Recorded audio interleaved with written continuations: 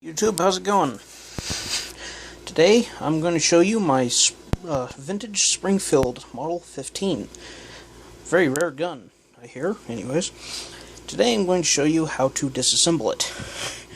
Okay, step one is to open the bolt, inspect, make sure there's no bullet inside the chamber. Obviously there's not.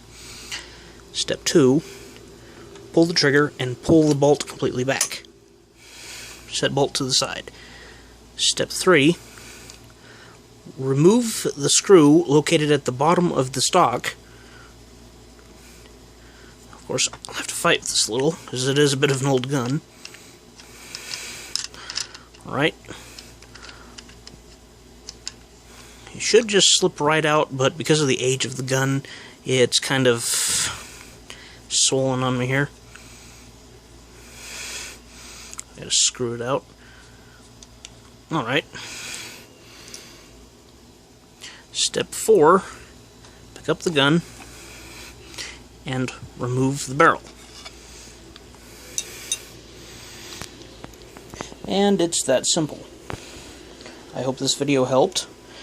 So, you guys have a good day.